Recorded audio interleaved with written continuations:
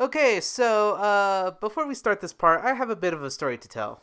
In recording this last chunk of footage, this whole thing didn't record.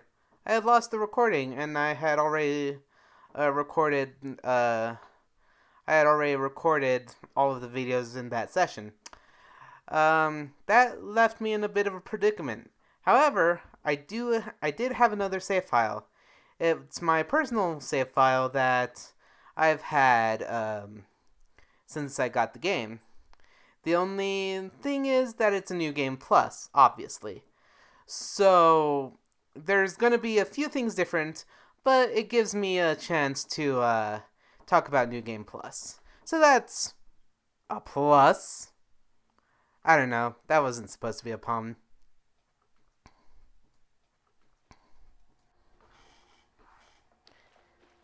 Hello and welcome back to Let's Play The Legend of Zelda: The Wind Waker.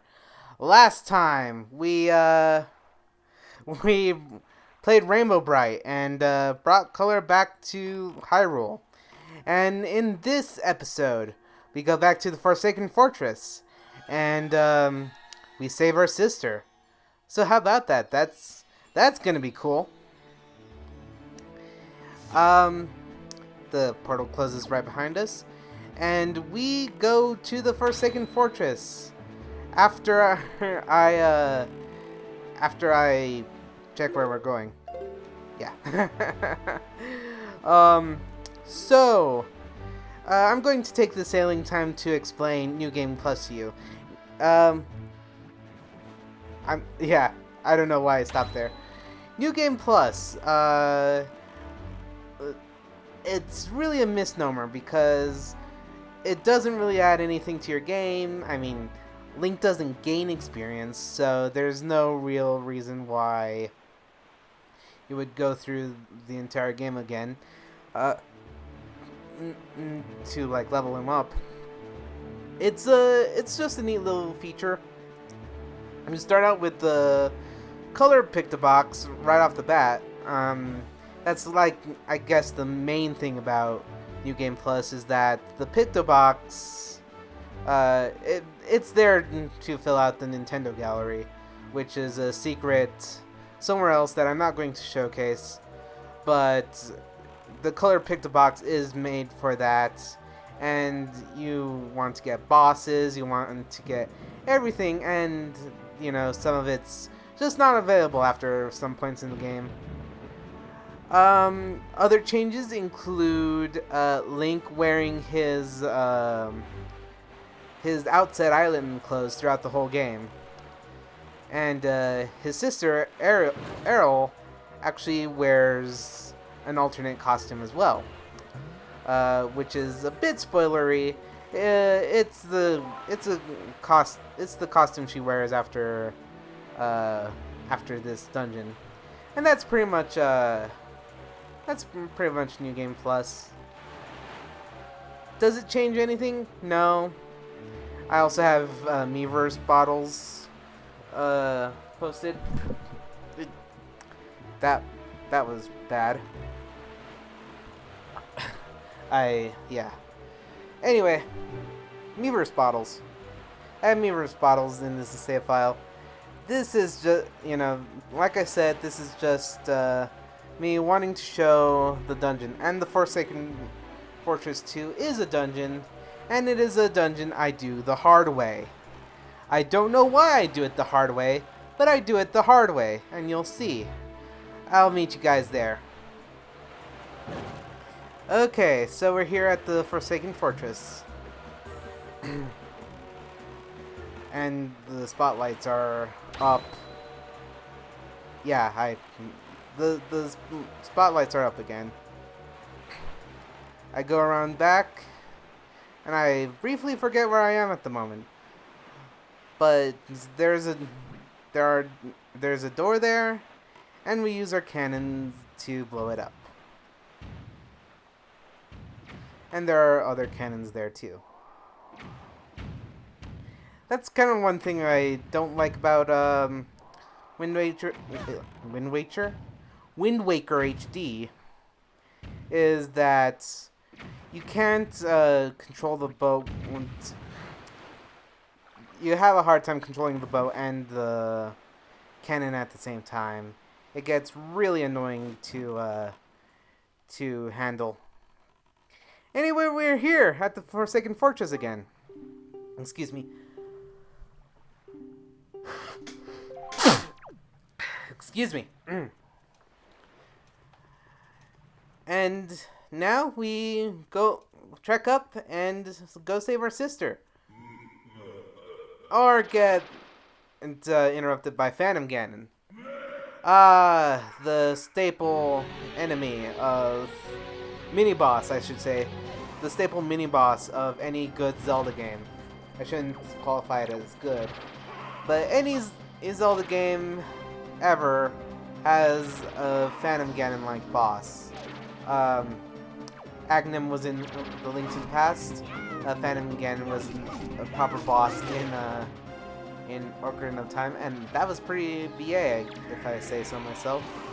I just totally denied him the chance to play Dead Man's Volley, or tennis. I think Zelda Dungeon calls it Dead Man's Volley, which is a pretty kick-ass name for tennis. And you know the drill, just volley his blows back to him to stun him, and I should fail that parrying there. Oh, I am almost dead. I am almost dead. Is this where I get it? Yes! Yes! I did it! I didn't even have to use my bottle. Whatever I have in my bottle. Even... Oh, man. I think I have grandma's soup in my bottle. Anyway, defeating Phantom Ganon allows you to get this treasure box, and then the nanites. I call them nanites because that's pretty much what they sound like. Nanite, nanite, nanite, nanite, nanite, nanite. So annoying. And I pretty much go through the whole game with that tired expression. I really love how expressive Link is in Wind Waker. He's sort of kept that expressiveness in other games. So, if you're not dumb like me, you would have put a box. Oh, this is actually cool. Watch. No, it ain't left. The Wind's Requiem.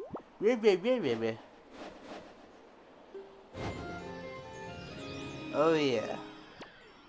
So I think that this door is a shortcut, and I almost don't make it.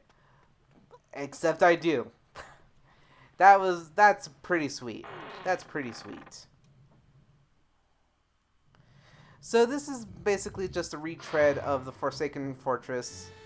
This is actually the quicker way to go up to track your way if you didn't do the box thing. If you didn't drop the box down to where you're supposed to, this is the second quickest way. You can see that Ganon has also laid spike traps in his fortress now.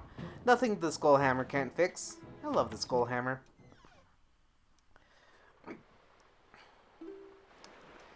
And yeah, this is just the Forsaken Fortress. From a dramatic standpoint, I can see why they did this the way it is. This is sort of supposed to be Link's moment to shine. And hey, now we can fight these guys. We don't have to be complete stealth mode. This is supposed to be like Link's triumphant moment. You know, this is why we got the pearls. This is why No. This is why we got the arrows, you know. This is supposed to be our triumphant moment. But reusing the level is just dumb to me. It's... I don't know, it sort of loses its magic. So... And in the last recording, I spent a super long time. I was just considering cutting the whole journey to the top up.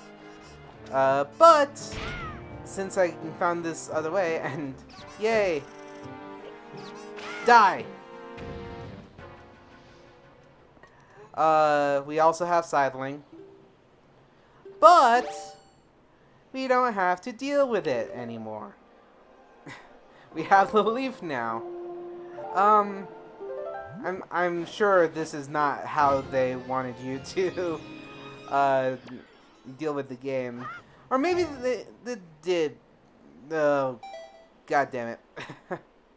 maybe it's they did. Maybe they designed, you know, they designed the Forsaken Fortress so that you could sort of use all of your equipment to get there a little bit faster, because even if you're like a game designer and you're under the impression that redoing a level you did before is fun, it's not. So I can sort of do it the boring way, the sidling way. I sort of detest how slow sidling is. You know, it really breaks the pace. For the first time, it was sort of good, and they spotted me. When the I should say what the light does, what the spotlights do. If a spotlight sees you, it'll start throwing bombs at you. But I don't have to deal with that. I have the leaf. They know it's a slog, so I'm glad that you can use the leaf. Stupid nanites. Ha! And one more rather shallow use of the skull hammer. And we entered to save our sister.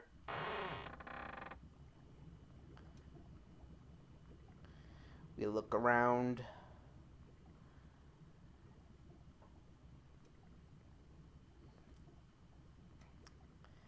Sneaky. I find it funny how I sort of went in guns blazing, but when Link finally gets into control, he's as quiet as a mouse. Big brother. Aw, hi Ariel. I always say Ariel instead of Arl, like how it's supposed to. It's spelled Arill. It's really weird. I wonder if they were going for Ariel because Little Mermaid. Oh, hi Tetra. Oh, hi Tetra. Acting before you think. Well, yeah, we're Link. We're courageous, not wise. We haven't found the wise person yet.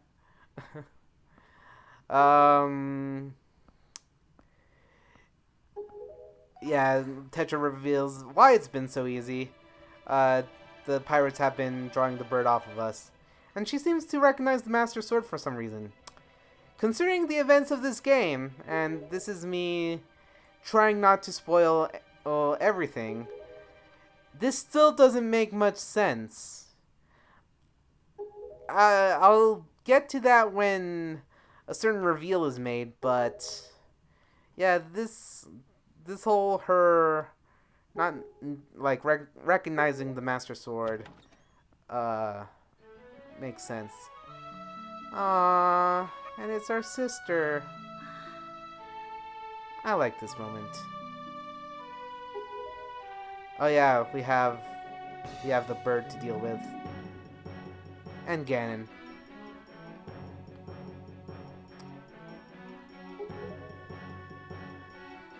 I sort of like how it's sort of assumed that Link will go after Ganon. It's never really out and out, like, said. Like, I've never agreed to go after Ganon, but hey, I guess that's what he gets for stealing my sister. Now he will never steal anyone's sister ever again. Our ultimate hero. And Tetra promises to keep our sister with us. And Gonzo sort of, man, I love Link's face there. Just that resigned. Just go with it, Arl. I don't know. I met these pirates. They helped me save you. They're as good as pirates can be. We have the bird. We start up, and the room closes. Oh boy. And it starts flooding. And to top it off, the bird is gonna chase us. Oh boy. So, simple chain sequence. The bird will start pecking at footholds. Wooden footholds, actually. If a foothold is wooden, he will start pecking at it if you stay on it too long. Your normal running speed should be enough. However, if you start dawdling or just something weird happens, you're going to have to, like that. I don't know what happened there. But luckily, you can find a foothold rather easily. So you just go up the thing again, and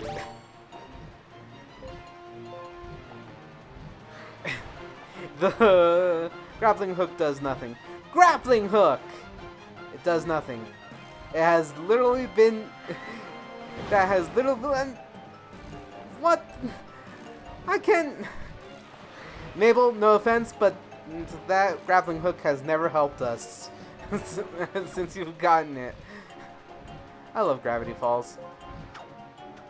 Finally! I don't know what good it did, but... Oh. Yeah, it's... They do... It is merciful game design there. And there's a door. Enjoy it. It's a door. I'm not gonna take chances. I messed up once, and I'm probably gonna mess up again. So I am just noping it all the way to the top. And they do space out the footholds so that, you get dramatic tension. There we go. And bash it with a hammer. The bird will not be bothering us anymore. It has gone the way of the Indominus Rex. By the way, I thought Jurassic World was good. Don't know about you guys, but Jurassic World was pretty good. I just dated this video.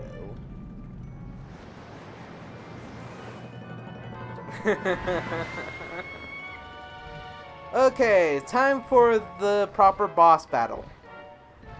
And I can say this bird's name now. This is the Helmarock King. Basically, he will try to dive bomb you and try to peck you. When he pecks you... Come on, peck me. You just use a skull hammer. Do that 4 times. 4 times. Nintendo is breaking the mold. Instead of doing it 3 times, you do it 4 times. You do 4 times, and the Helmarock King is down. Or the mask comes off. This boss fight actually looks really good. I really like, I'm a film guy, so there's a lot of things that make this good, really good for me. The feathers sort of of coming out down randomly. The spotlights sort of focusing on the king as he flies. I really like this fight. It's a little bit rinse and repeaty though, and that does not make for good commentary. Yeah, his pattern doesn't change all that much. I say that just as he's doing a new attack. This is basically, you know, he throws you into the spikes, or blows you into the spikes, and I take damage.